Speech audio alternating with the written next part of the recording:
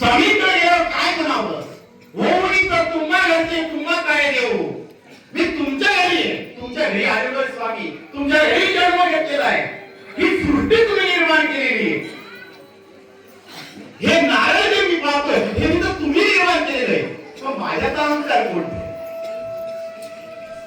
स्वामी महाराज हे भक्तांसाठी आणि भक्तांना देण्यासाठी आणि त्या ब्रह्मांडाच्या पहिल्या अवताराचा दत्त जन्म हाच झालेला आहे. गुरुचं महत्व काय? गुरु काय? गुरुवर श्रद्धा असली पाहिजे, गुरुवर विश्वास असला पाहिजे. गुरुचरित्राच्या 8व्या अध्यायामध्ये काय सांगितलेले दत्त महाराजांनी? गुरुवरचा विश्वास हा प्रबळ असला पाहिजे. आपल्या आयुष्यामध्ये अनेक संकट आले, त्या संकटांना सामोरे जाऊन गुरुवर जर विश्वास असेल तर समजून घ्यायचं तुम्ही गुरुच्या सानिध्यात गेला. आपला गुरु आपल्यावर रागवला, आपल्यावर रुसला, त्याच्यावर राग करायचा अधिकार आपल्याला नाही. हीच खरी गुरुची परीक्षा असते.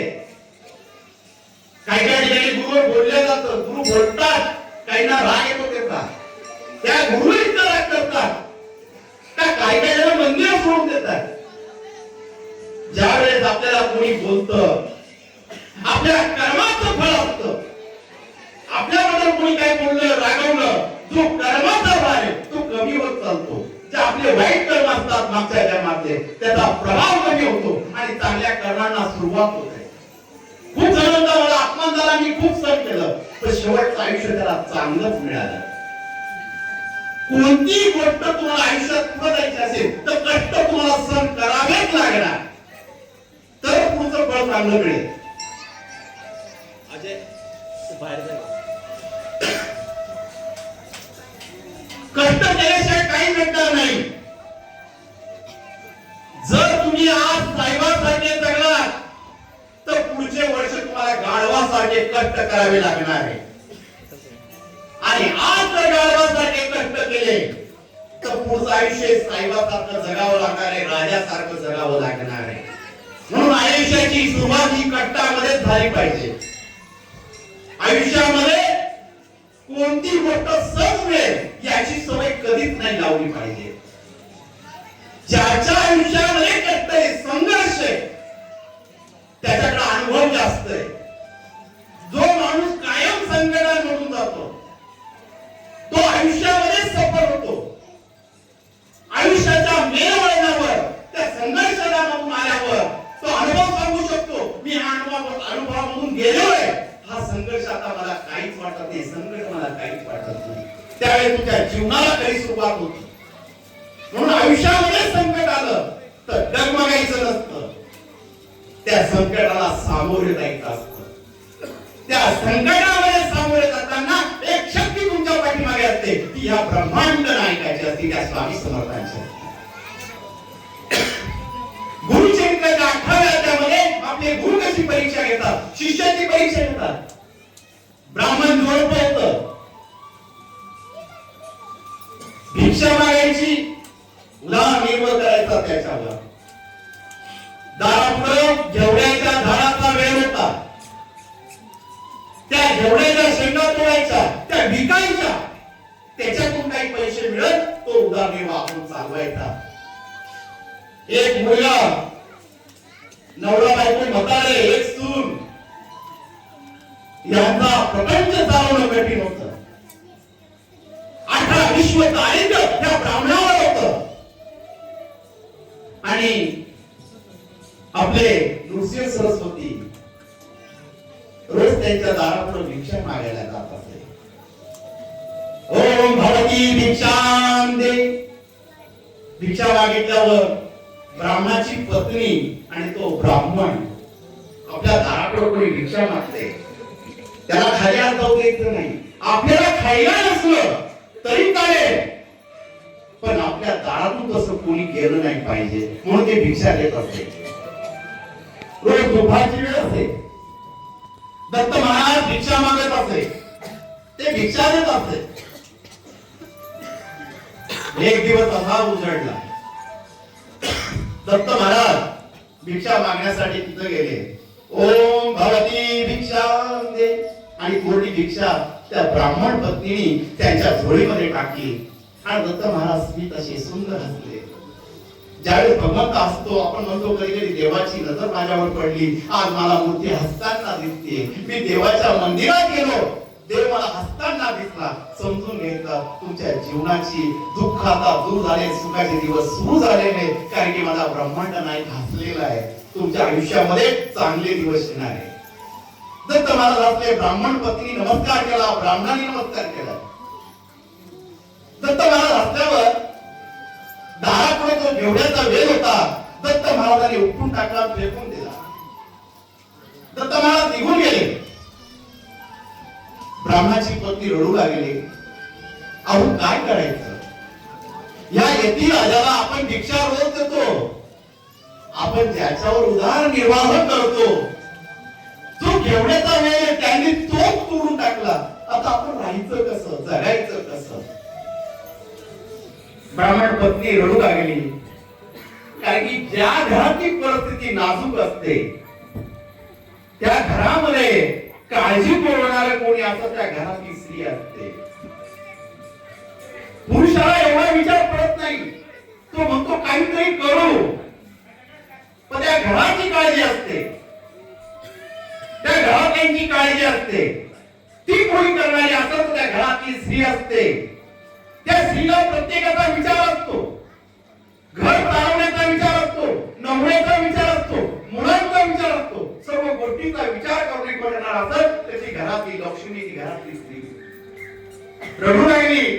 ब्राह्मण बोलला का बोलते, महाराजांची इच्छा असते. बरं झालं एवढ्याचा वेळ त्यांनी उपटला. आपण एक काम करू, महाराजांची इच्छा नाही, त्यांना घेवड्याच्या शेंगा आवडत असतील, तो वेळ आपल्या दारापुढे आवडत नाही. आपण एक काम करू, त्याचे मुळे काढून टाकू, पण तो वेळच आला नाही पाहिजे. ही गुरुवरची निष्ठा, ही गुरुवरची भक्ती त्या ब्राह्मणाची होती. पत्नीला बरोबर येतं, मुलाला बरोबर येतं, आणि दारापुढे आले आणि तो वेळ खणू लागले. वेळ खणताना आवाज झाला हंड्याचा. आवाज कुठून येतोय, ध्वनी येऊन आलेल्या मागे बाजूला केली आणि त्या वेळाखाली एक हंडा सापडला त्यांना. त्यांनी हळूच हंडा वर काढला, घरामध्ये नेला. त्या हंड्याचं झाकण उघडलं आणि त्या हंड्यामधून सुवर्ण मुद्रा त्या हंड्यामधून खाली पडू लागल्या. ब्राह्मणाच्या डोळ्यामधून अश्रू येऊ लागले. ही दत्त महाराजांची कृपा झाली. ब्राह्मण पत्नीला पश्चाताप येऊ लागला. आपण यती राजांबद्दल काय बोललो, दत्त महाराजांबद्दल काय बोललो, आपलं भाग्य उदय करायचं होतं त्यांना, म्हणून त्यांनी आपल्याला त्रास दिला, म्हणून त्यांनी वेळ तोडला. त्याच्या खाली आपलं दारिद्र्य नाहीस होणार होतं, आपल्याला सुख प्राप्त होणार होतं, म्हणून त्यांनी वेळ तोडला आणि आपल्याला तो हंडा दाखवला. दोघं पती पत्नी रडू लागले, मुला रडू लागला आणि मनापासून पश्चाताप करू लागलो. यती राजांना आपण काय काय नाही बोललो. तिघजण तिथून निघाले. दत्त महाराज संगमावर आंघोळ करत होते, स्नान करत होते, आणि हे तिघजण तिथं पोहोचले आणि पश्चातापाने रडू लागले आणि आपल्या दत्त प्रभूंचे चरण त्यांनी पकडले. महाराज क्षमा करा, तुम्ही आज वेळ उपटला नसता तर आम्हाला या सोन्याच्या मोहरा मिळाल्या नसतात. दत्त महाराज सांगू लागले, आमची प्रत्येक भक्तावर कृपा होत असते. जो भक्त आमची जोडी वरतो त्याच्या आयुष्यात कधीच काही आम्ही पडू देत नाही. त्याची जोडी आम्ही भरून देतो. आम्ही भिक्षा मागत असतो, आम्ही भिक्षा निर्वाह करत असतो. आम्ही ज्याही भक्ताकडे जातो तो मनापासून आमची जोडी करतो. त्याच्या घरी कधीच काही कमी पडत नाही. तू आम्हाला कधी विचार केला नाही, सतत आम्हाला जोडी करून दिली, म्हणून आता आम्ही तुझ्या आयुष्याची जोडी करून दिली. पण तो अनुभव आलेला आहे, तो कोणाला सांगू नको. हा अनुभव तुझ्या पुरता ठेव. तुला आयुष्यभर तुझ्या पिढ्या कधीच कमी पडणार नाही, हा आमचा आशीर्वाद आहे. हा दत्त महाराजांनी आशीर्वाद त्या ब्राह्मणाला दिला. ही दत्त महाराजांची कृपा आहे. कारण की गुरुवरचा विश्वास, तुमचा गुरुवरचा विश्वास करत आहे. गुरुवर जेवढा विश्वास ठेवू तेवढं गुरु आपलं कार्य सफल करत असतो. गुरुवर कधी तो विश्वास केला नाही पाहिजे. आपण मंदिरात आलो आणि दुःख आलं तर गुरुला दोष द्यायचा नसतो. गुरु त्याच्यातून आपलं चांगलंच करत असतो. काय गुरु परीक्षा घेणार, परीक्षा घेतल्याशिवाय सफल होणारच नाही. आपण मुलांना शाळेत पाठवतो, शाळेत पाठवल्यावर पुढच्या वर्गात शिक्षक कधीच पाठवत नाही. वर्षामध्ये दोनदा परीक्षा घेतात असतो, एक सामायिक आणि एक वार्षिक. दोन्ही परीक्षांमध्ये पास झाला तर तो पुढच्या वर्गात जातो. तसंच आपलं गुरुवारचं आहे. गुरु सुद्धा आयुष्यामध्ये दोनदा परीक्षा घेत असतात आणि त्या परीक्षामध्ये आपण सफल झालो तर आपण सुद्धा पुढचं पाऊल टाकत असतो आणि गुरुचा आशीर्वाद आपल्याला भेटत असतो. ही मठाची सुरुवात झाली 27 वर्षापूर्वी 1999 साली दत्त जयंतीच्या दिवशी. अनेक अडचणी आल्या. मठ सुरू झाला, 4-5 जणांच्या कोणी मठात येत नव्हतं आणि आज ती परीक्षा सफल झाली आणि स्वामींचं प्रति अक्कलकोट इथं तयार झाल्या आणि साक्षात स्वामींच्या पादुका. ही शक्ती कोणती? ही गुरु शक्ती आहे. त्या अडचणींना तुम्ही सामोरे जा, कोणतीही गोष्ट लगेच भेटत नाही. कारण की 27 वर्षाची तपश्चर्या ही फळात आली. त्या स्वामी महाराज या सुगाण्यामध्ये आपत्ती अक्कलकोट मध्ये आले आणि सगळ्या भक्तांना दर्शन देऊ लागले. ही स्वामी कृपा आहे, ही ब्रह्मांड नायकाची कृपा आहे. आज या ब्रह्मांड नायकाची दत्त जयंती, आज दत्त जन्म आपल्या मठामध्ये होतोय. आज दत्त जन्म आपल्या मठामध्ये नाट्य रूपांतरामध्ये होतोय. अत्रि ऋषी ब्रह्माचे 7वे पुत्र मानले जातात आणि त्यांची पत्नी अनुसया. अत्रि ऋषींची पत्नी अनुसया ही पतिव्रता होती, ही सुंदर होती. तिची एवढी पतिव्रता श्रद्धा होती,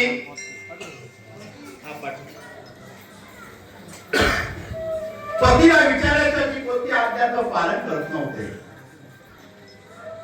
पती धर्माची निभावत असे.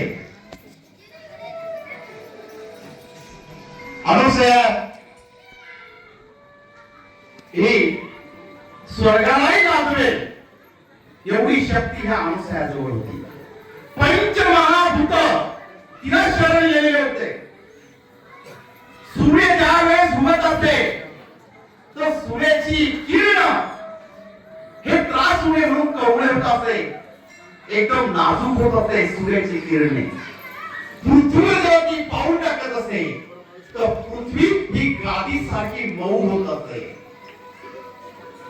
वारा जोरात लागू नये म्हणून तो मंजूळ वाहत असे.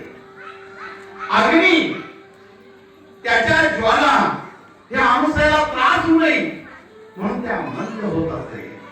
हे पंचमहाभूत सुद्धा त्या अनुसयावर शरण होते. ती अनुसया माता अत्रि ऋषींची लोक सेवा करत असे. आता हा विषय इंद्रापर्यंत गेला. इंद्राला कळलं ही अनुसया स्वर्गामध्ये येईल आणि कोणती जागा मागेल तर काहीतरी केलं पाहिजे म्हणून इंद्र विचार करू लागला आणि तेवढ्यात नारद मुनी इंद्राजवळ आले होते. नारद मुनी नारायण नारायण नारायण करत होते. इंद्राच्या मनाचा विचार ऐकला आणि अनुसया मातेच्या घरी गेले. अनुसया मातेला नमस्कार केला. माते हा नमस्कार स्वीकार कर. अनुसया मातेने नारद मुनीला नमस्कार केला. नारद मुनी तिथून निघाले आणि पार्वती मातेकडे आले. पार्वती माता आनंदात होती आणि नारद मुनी बोलू लागले, माते हा आनंद किती दिवस? या पृथ्वी तलावर अनुसया माता आहे, ती पतिव्रता आहे, ती तपोवन आहे, तिचं तप तुमच्यापेक्षा महान आहे. पार्वती माता हे ऐकल्यावर संताप झाला. माझ्यापेक्षा कोणी श्रेष्ठ आहे? मग हे यांना सांगितलंच पाहिजे. पार्वती माता महादेवाकडे गेली आणि सांगू लागली, पृथ्वी तलावर कोण माणूस आहे, तिचं तपोबल इतकं आहे, हे कसं काय? महादेव शांत करत होते पार्वती माताला आणि नारद मुनी तिथून निघाले, ब्रह्मदेवाकडे आले आणि सरस्वती मातेला सांगू लागले, माते कसला आनंद, पृथ्वी तलावर तुझ्यापेक्षा तपोबल कोणीतरी आहे तर ती अनुसया माता आहे. अनुसया मातेचं वर्णन करू लागले नारद मुनी. सरस्वती मातेला राग आला, ती ब्रह्मदेवाजवळ गेली. ब्रह्मदेवाला हट्ट करू लागली, हे पृथ्वी तलावर चाललं कोण, एवढं श्रेष्ठ कोण? तिथून नारद मुनी निघाले, नारायण नारायण करत नारायणाजवळ आले, नारायणाला नमस्कार केला आणि त्या स्वतः नारायण हसू लागले. नारद मुनी आले, काहीतरी दिला करणार आणि लक्ष्मी जवळ गेले नारद मुनी. लक्ष्मी माता नारद मुनींना विचारू लागले, नारद मुनी येण्याचं कारण काय? माते येण्याचं कारणच आहे की तुझ्यापेक्षा तपोबल, तुमच्यापेक्षा तपोबल कोणी आहे तर ती अनुसया माता पृथ्वीवर आहे. लक्ष्मी मातेला राग येणार आणि या तिघी जणी आपल्या नवऱ्यांकडे हट्ट करू लागल्या, ही तपोबल कोण आहे, तिची तुम्ही परीक्षा घेतलीच पाहिजे. ज्यावेळेस देव परीक्षा घेतो कोणत्याही गोष्टीची पृथ्वी तलावर, तर त्याच्या माग भगवंताचं काहीतरी कारण असतं, निमित्त असतं. ब्रह्मा विष्णू महेश एकत्र आले, त्याची चर्चा होऊ लागली आणि तेवढ्या इंद्रदेव आले. इंद्रदेवाने अनुसया मातेचं उदाहरण सांगितलं, अनुसया माता किती तपोबल आहे, ती स्वर्गामध्ये जागा मागेल, प्रभू काहीतरी करा. ठीक आहे, देवतांनी ठरवलं अनुसयाची परीक्षा घ्यायची, तिचं तपोबल भंग करायचं. म्हणून तिघ जण भिक्षा मागण्यासाठी अनुसया मातेच्या घरी आले.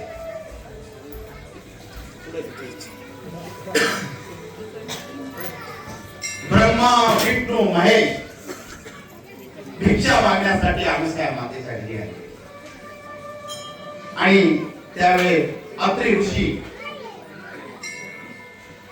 ऋषी स्नानासाठी आणि तपासाठी बाहेर गेलेले होते नदी किनारी. अनुसया माता घरामध्ये एकटीच होते. तिघ साधूच्या वेशामध्ये अनुसया माताकडे आले. अनुसया मातेला सांगले, ओम भगवती भिक्षांदे. आवाज येतोय, दारापुढे कोणीतरी भिक्षा मागण्यासाठी आलं. अनुसया मातेने आवाज ऐकला आणि अनुसया माता दारापुढे आली आणि तिघ भिक्षुक दारापुढे उभे होते. अनुसया मातेला सांगू लागले, आम्हाला भूक लागलेली, आम्हाला लवकर जेवण दे. अनुसया माता सांगू लागले, तुम्ही थांबा, स्नान करा, मी जेवणाची व्यवस्था करते. माझे पती बाहेर गेलेले, ते आता येतीलच. ज्या ठिकाणी भिक्षा मागणारे ब्रह्मा विष्णू महेश होते ते सांगू लागले, आम्ही तुझ्या पतीची वाट नाही पाहू शकत, आम्हाला भूक खूप लागलेली, तुला नसं द्यायचं तर आम्ही निघालो. असं काही करू नका, मी जेवणाची व्यवस्था करते. तिघांना हातपाय धुवायला लावलं आणि घरात येऊन बसायला लावलं. जेवणासाठी तिघ साधू येऊन बसले. अनुसया माता स्वयंपाकाची व्यवस्था करत होती आणि स्वयंपाकाची व्यवस्था करत असताना पानं वाढले. तिघांना पानं वाढले. पानं वाढल्यावर तिघ साधू जेवण करायला तयार नव्हते. अनुसया माता हात जोडून तिथंच उभी आहे. जेवणास सुरुवात करावी, पण ब्रह्मदेव विष्णुदेव ज्या भिक्षूच्या रूपामध्ये नारायण होते ते जेवण करायला तयार नव्हते. त्यावेळेस ते अनुसया सांगू लागले की आम्ही जेवणार नाही. त्यावेळी अनुसया माता विचारू लागली, का? आम्ही जेवण करणार, पण आता आमच्या मनावर इच्छा प्रकट झाली, तू विवाद समून आम्हाला जेवण द्यावे. अनुसया माता फक्त चेहऱ्यावर हसू आलं आणि चुलीच्या घरामध्ये गेल्या आणि मनामध्ये विचार येऊ लागला, हे साधे सुधे साधू नसून हे माझी परीक्षा पाहण्यासाठी आल्या. त्यात त्यांनी डोळे मिटले आणि आपल्या पतीचं ध्यान केलं आणि पतीला मनातल्या मनात पतीपर्यंत संदेश पाठवला, मला या साधूची इच्छा पूर्ण करायची. आणि जे साधू आले हे माझ्या बालकाप्रमाणे, हे साधू आले हे माझ्या बालकाप्रमाणे, मी त्यांच्या मातेप्रमाणे मी त्यांना विवस्त्र होऊन वाढायला तयार आहे. अनुस्मय माता विवस्त्र होऊन त्यांना वाढायला गेली आणि त्यांच्यावर पाणी शिपडलं आणि क्षणात ते तिघ जण बाळ तयार होऊन गेले. दत्त महाराजांना घेऊन येतं तिन्ही बाळं घेऊन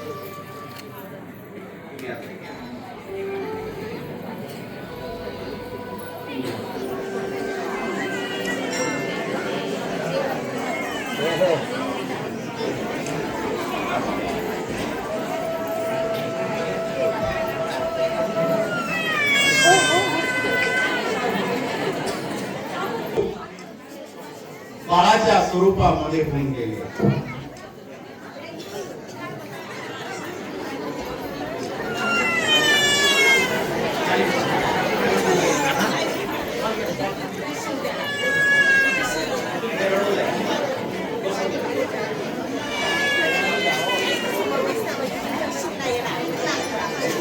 पाणी टाकले आणि दत्त महाराजांचा तिथे जन्म झाला.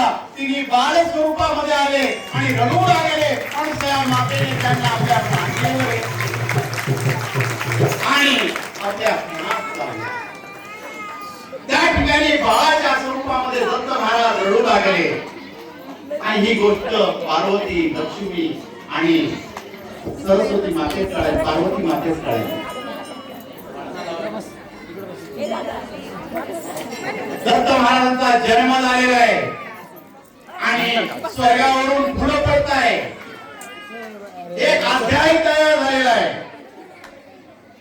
आणि दत्त महाराज जन्मात आलेले आणि अनुसया माता आपल्या मांडीवर घेऊन पाळणा घालते त्या ठिकाणी.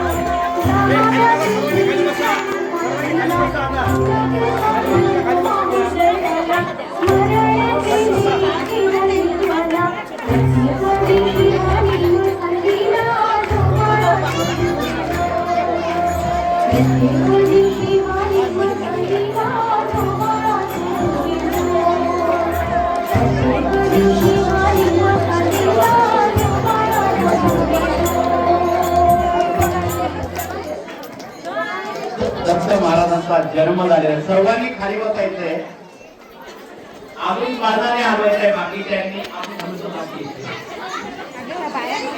बसू द्या सर्वांनी आज दत्त महाराजांचा इथे जन्म झालेला आहे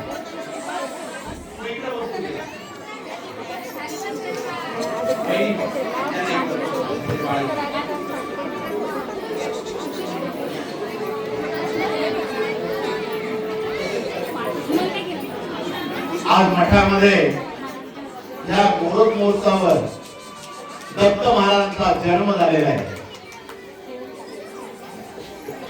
जरी तुम्हाला काहींना जागेवरून दिसत नसेल तर YouTube वर लाईव्ह चालू आहे तुम्ही जागेवरून सुद्धा मोबाईलवर बघू शकता इथं दत्त महाराजांचं स्वरूप तर दत्त महाराजांचा जन्म झाला दत्त महाराज भिक्षा मागण्यासाठी आमसाहेब मातेजवळ गेलेले होते आणि आमसाहेब मातेच्या घरी दत्त महाराजांचा जन्म झाला आणि आज तो जन्म आपल्या मठामध्ये झालेला आहे तर जन्माच्या दिवशी जे दत्त महाराजांनी भिक्षा मागितली तर ती भिक्षा आपल्याला पूर्ण करायची आहे तर मी स्वतः प्रत्येकाकडे भिक्षा मागायला येणार आहे तर त्या ठिकाणी आपल्याला जे देता येईल ते द्यायचंय आणि ज्यांच्याकडे काही नसेल त्यांनी फुल जरी टाकलं झोळीमध्ये तरी चालेल कारण की आपण जी भिक्षा देतोय ती भरभराटीसाठी देतोय की आज दत्त जयंतीच्या दिवशी दत्त महाराजांचं कार्य आपण पूर्ण करत आहोत भिक्षेच्या स्वरूपामध्ये तर कृपया भिक्षा मागायला येताना गर्दी कोणीच करू नका प्रत्येकापर्यंत मी पोहोचणार आहे तर त्याच्यासाठी सहकार्य करायचंय तर त्यासाठी मी एक भजन चालू करणार आहे ते भजन म्हणता म्हणता भिक्षा द्यायची आणि भजन म्हणता म्हणता मी तुमच्यापर्यंत पोहोचणार आहे